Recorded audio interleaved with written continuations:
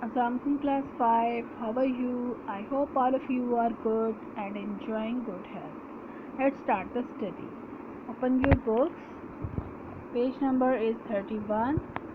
Today we are going to read the topic other invertebrates. Other invertebrates. Now, mollusks. Some mollusks live on land but most live in water.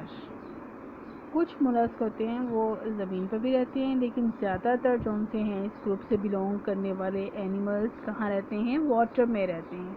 और इसकी जो examples हैं वो है oysters, snails, octopus and clams are example of mollusc. ये आप देख रहे हैं, आपको डायग्राम्स नज़र आ रही हैं। ये क्लैम की है, ये ऑक्टोपस है और ये क्या है? स्नेल है। Note on your page. Now sponges. Sponges are the simplest form of animal. ये सबसे सादा एनिमल होता है sponges.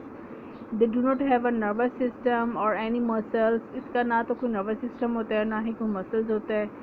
They cannot move on their own and most live on the sea floor. ये खुद से movement नहीं कर सकते, लेकिन यानी कि ये तेज़ी से ये हरकत नहीं करते। इनकी जो इनकी मूवमेंट है वो बहुत स्लो होती है और ये बिल्कुल जो सी का फ्लोर है उस वहाँ पे रहते हैं, बल्कि आप समझते हैं ये किसी चीज़ के साथ अटैच रहते हैं।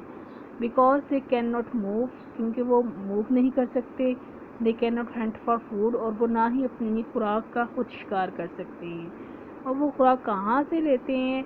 वो जो वाटर और जो स्पॉन्जी टाइप उनके पूरा यानी कि सुराख होल सी बॉडी होती है उसकी, तो उसकी बॉडी में से जब पानी फ्लो करता है तो उस पानी के अंदर जो ऑक्सीजन होती है और जो वाइटामिन या जो पार्टिकल्स डिज़ोल्व होते हैं वो उसको यूज़ कर लेते हैं, जो उनको सर्वाइव करने के लिए उनको ज़रूरत होती है। ठीक है।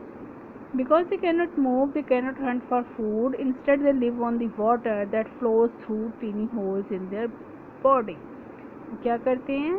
वो उस वाटर में रहते हैं जो उनकी बॉडी के सुराखों में से पानी गुजरता है। And the water contains oxygen and nourishment they need to survive. अब उस वाटर के अंदर क्या होती है? ऑक्सीजन होती है और वो नरिशमेंट के लिए वो पार्टिकल्स होते हैं जो उसे ज़िंदा रहने के लिए ज़रूरत होते हैं। ठीक है। अब आ जाए वर्म्स के ऊपर। Worms are divided into 3 groups. Worms को 3 ग्रुप्स में डिवाइड किया गया है। Most commonly known as segmented worms, flat worms and round worms. ठीक है। सेगमेंटेड वर्म्स देख रहे हैं, इसके ऊपर ऐसे ऐसे ना लाइनें लगी होती हैं। जैसे आपने इसी एग्जांपल केचुआ देखा होगा, केचुआ का पूरा बॉडी जो उनसे होती है ऐसे ऐसे इसके ऊपर लाइनें लगी होती है जो नज़र आ रहा होता है। इसको हम क्या कहते हैं? सेगमेंटेड वर्म्स कहते हैं। फ्लैट वर्म्स हैं, ये आपको नज़र आ रहा है, ये फ्लैट होते हैं, ये राउंड बॉडी नहीं होती है। जैसे ये देखें, ये राउंड है, ये बिल्कुल ठीक है, ये राउंड में यानी गोल गोल होते हैं। और ये फ्लैट वर्म्स कौन से होते हैं? चपटे होते हैं। ठीक है। अब आ जाएं आप इकाइनोडर्म्स के ऊपर। Echinoderms live in water. Starfish and sea urchin are example of echinoderms. अब इकाइनोडर्म्स की क्या है एग्जाम्पल? स्टारफिश है और सी अर्चिन। ये सी अर्चिन हो गया और स्टारफिश है, और ये कहाँ रहते हैं? मोस्टली वाटर में रहते हैं। ठीक है। एंड नाउ अब है इसकी cnidarians. Cnidarians live in the water, ये भी वाटर में रहते हैं।